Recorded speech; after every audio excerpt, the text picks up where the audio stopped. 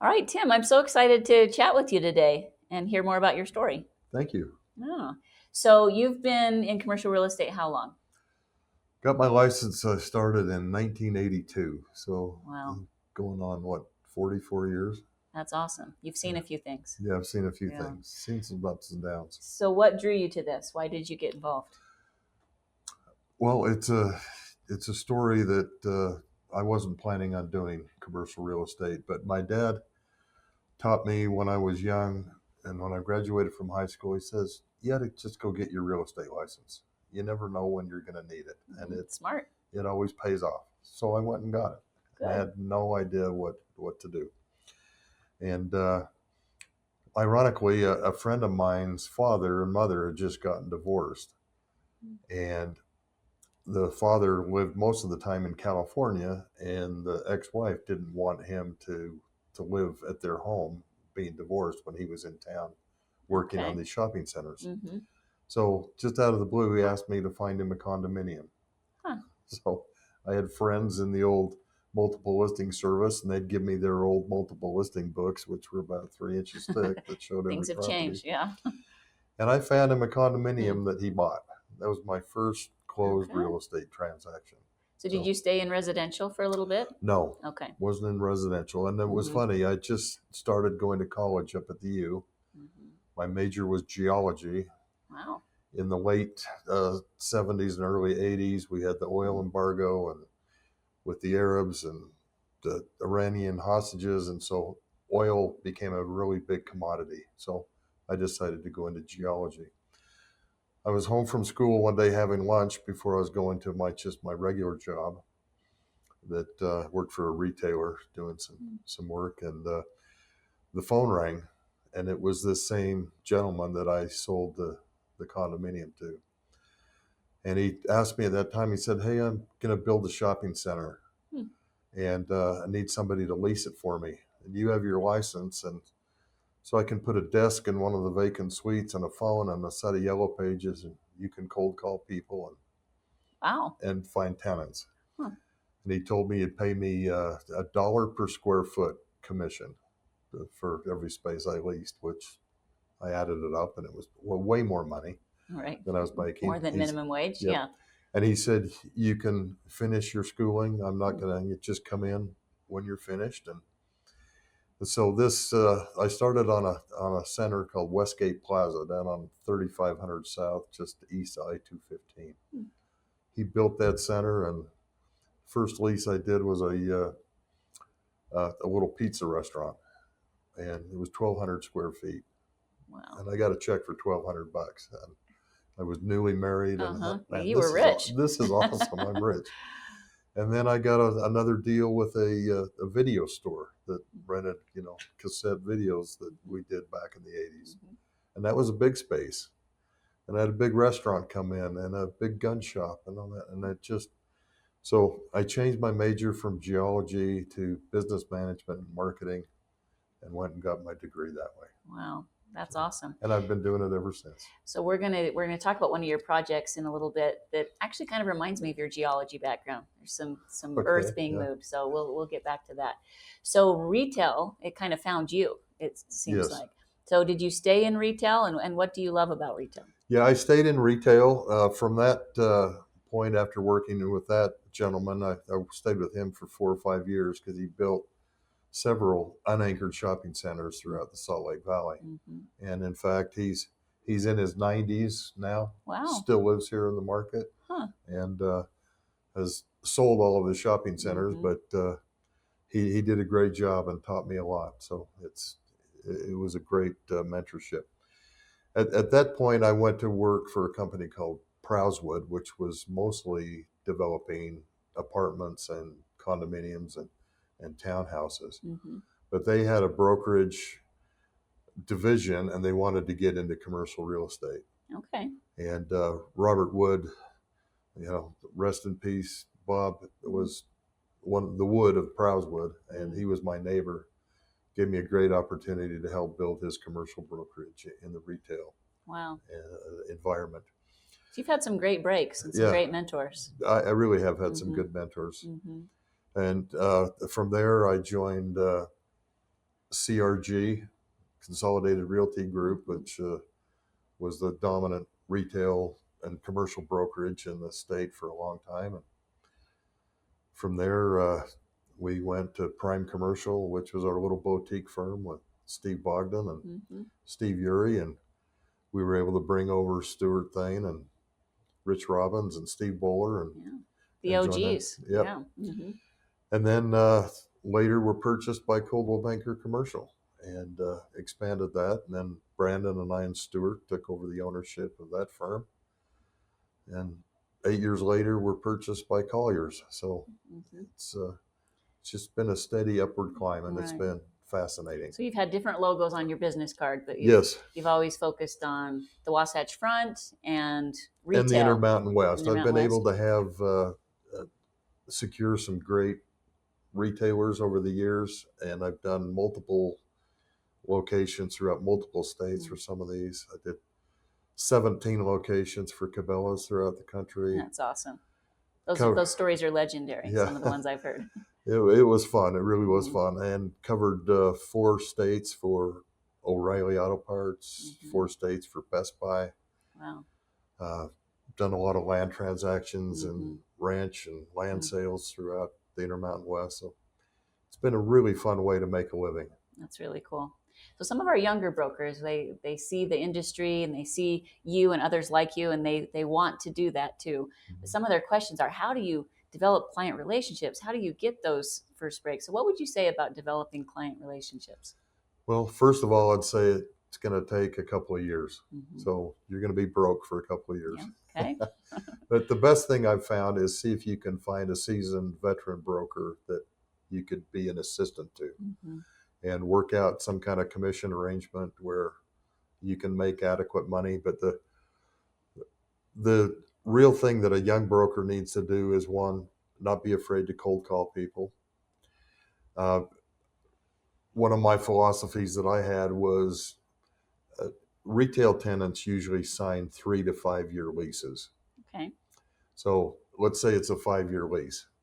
That means every calendar year, the odds are 20% of those retail leases are going to expire. And if you do your research, you cold call those tenants, you cold call those shopping centers, you're going to find deals.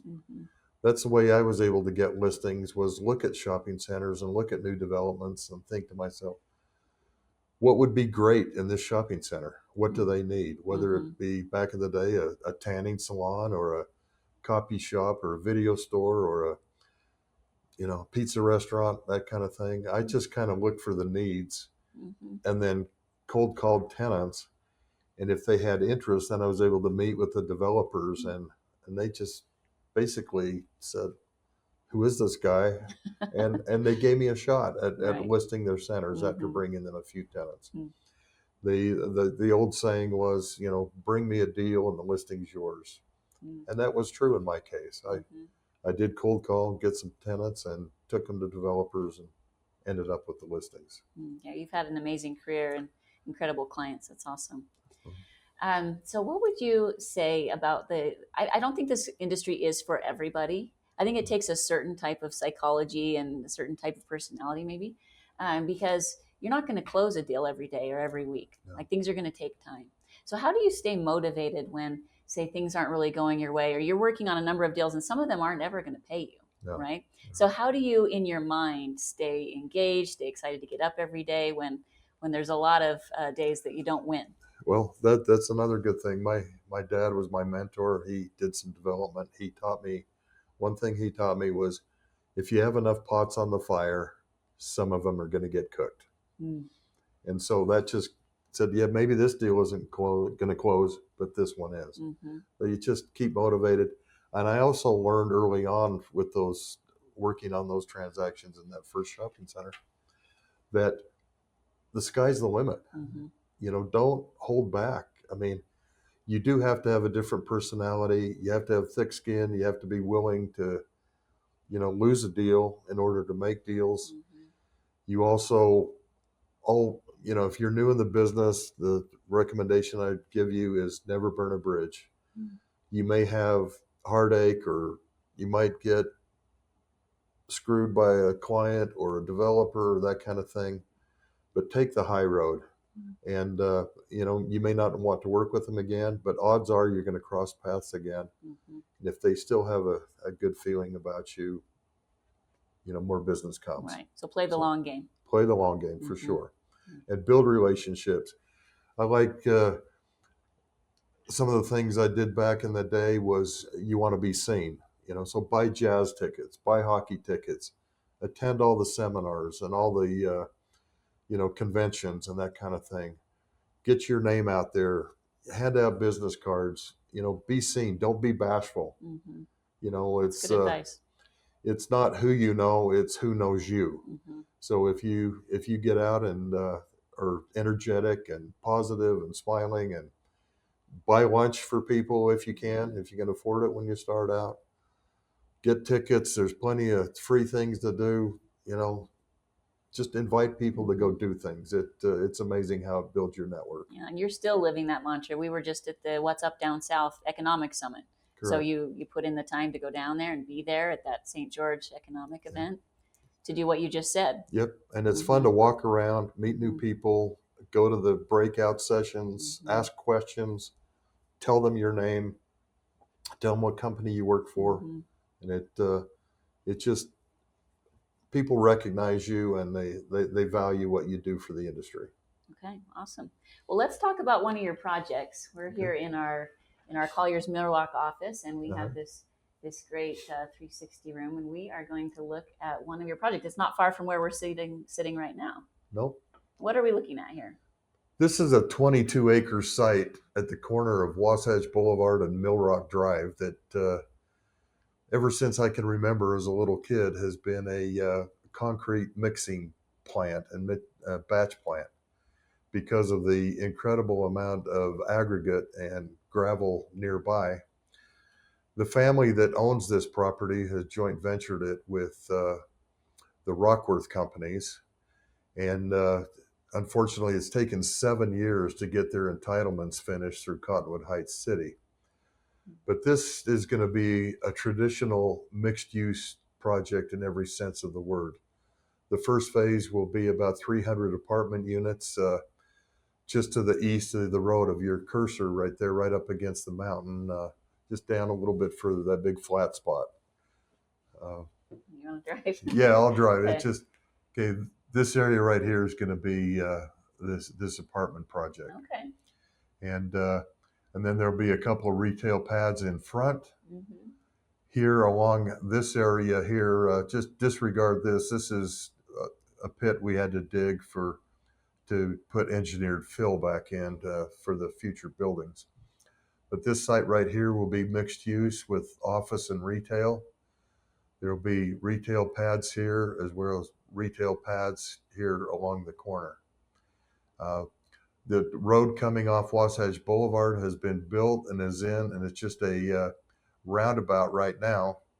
And if I can just circle back here to the south, this is the old granite paving recycling center and also a gravel pit.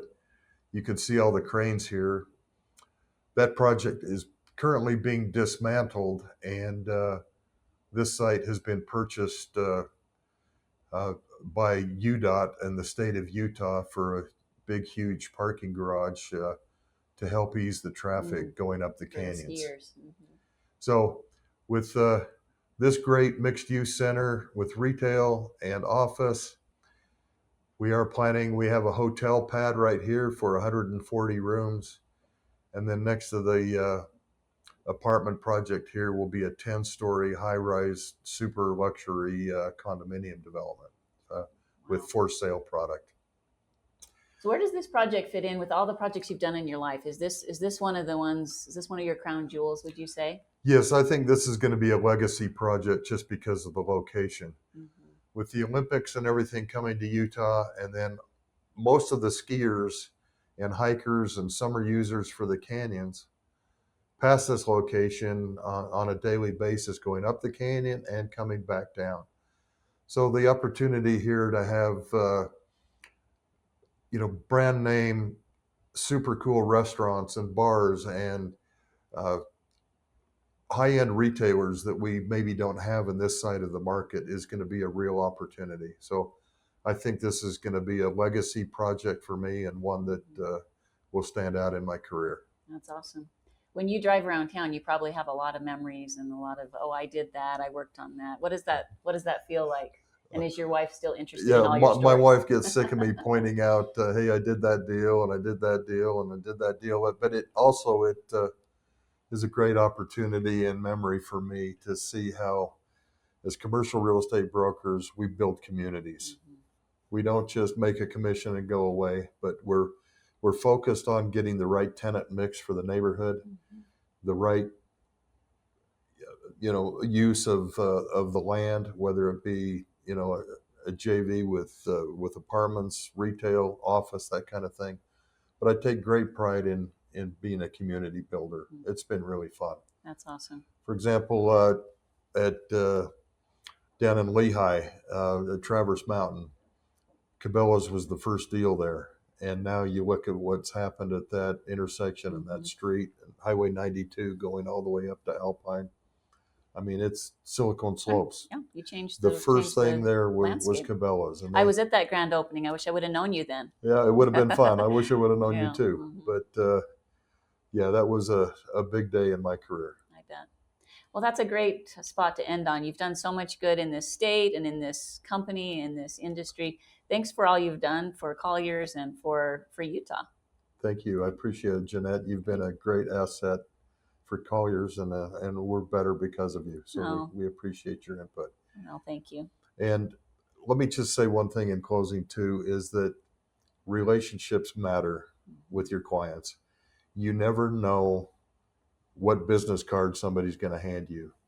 And it's not the money, in my opinion, that defines success, but it's repeat business with the same people. Mhm. So if you get called on again to do a Subway sandwich deal, and the next year that guy's with Marco's Pizza or somebody, and he calls you to do his work, that's success. Mhm. So That's true. And you're an example of that with your long-term clients. it's been great. Mhm. I love the relationships that I have. It's a people business. It is. Mhm. It is. You got to keep it that way. Mhm. Very good. All right. Thank Thanks, you. Tim. Thank you. Appreciate it.